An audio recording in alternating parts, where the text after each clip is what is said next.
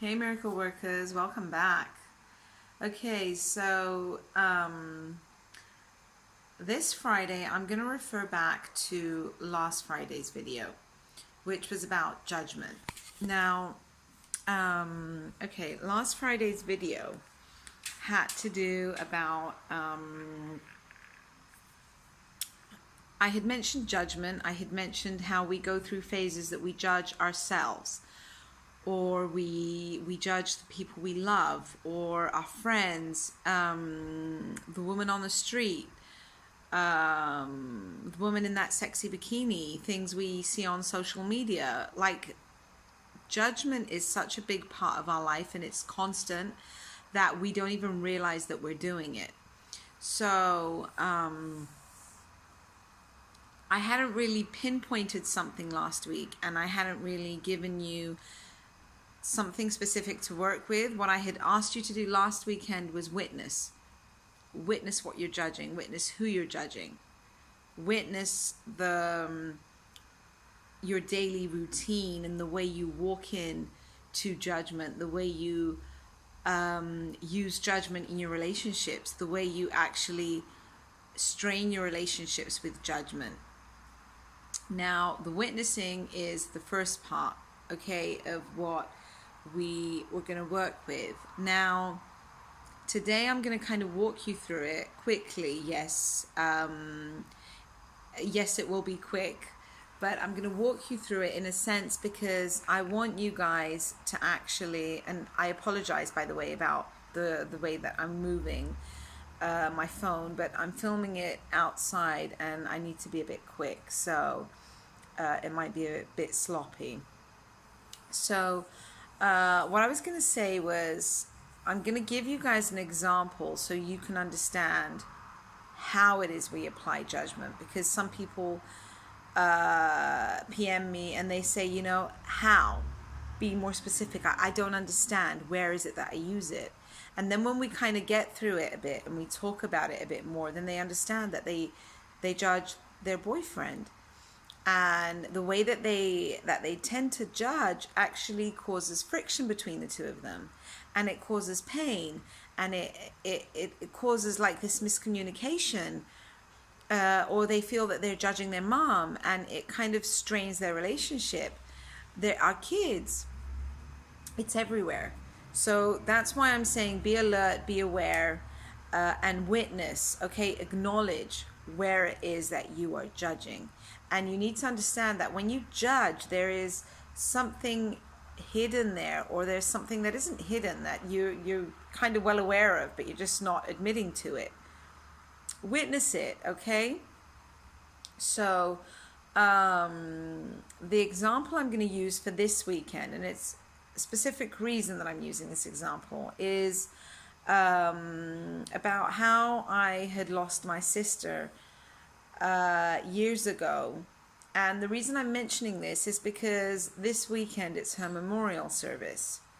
Now, losing my sister when she was 30 and I was 24,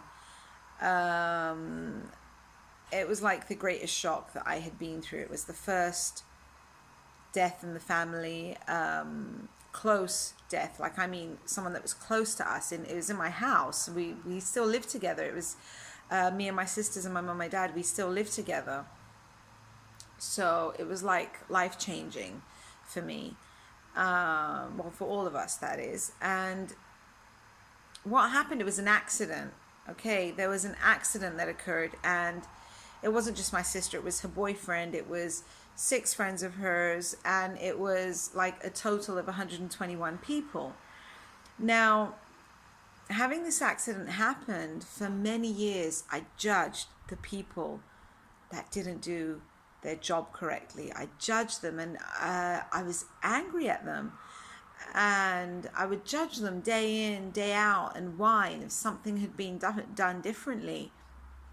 I was angry at the system. I was angry at the way things worked in the country that we lived in, and it was just too much to take in. And one of my, I'll say, one of my mechanisms that I used to protect myself and to kind of protect my parents, because at the time I didn't have a family of my own. I didn't have kids. I wasn't married. I had a boyfriend, which is now my husband, but we weren't married at the time. So my immediate family at the time was my parents and my sisters. So my mechanism of like self-control and self-support was to be angry, and it was to judge everyone. And as time went by, I realized that it wasn't just my mechanism of kind of keeping me sane, because it is something that you use to keep you sane. I mean, you keep repeating what's happened in your mind, then you keep trying to find things that went wrong, then you try to find things that there was nothing you could have done. Then you try to find the things that if they were different, but you know that deep down they couldn't have been different. And it's like this whole cycle of basically driving yourself insane, even though you can change nothing. Then it's the grieving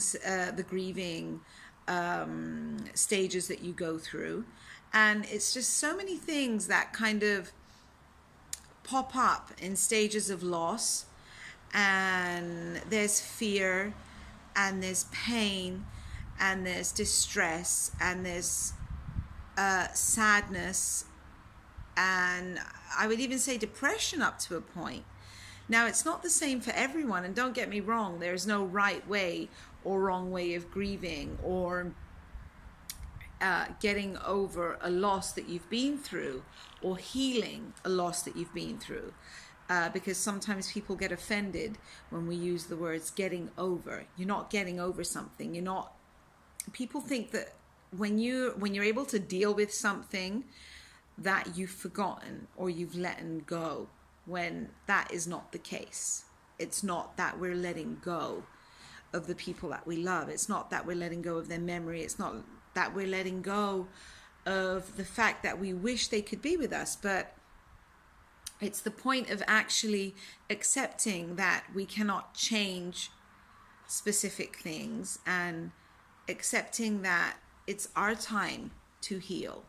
You grieve for someone, you love them, you miss them, the pain is so great, but at some point you must realize that there is a time that you need to heal your soul. And when you heal, when you help heal your soul, you help release their soul as well. So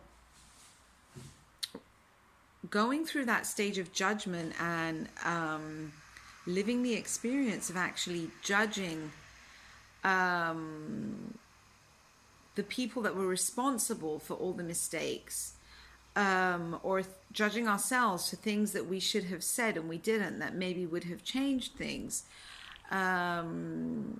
judging family members for the way that they reacted, and then it was judging friends and judging in general.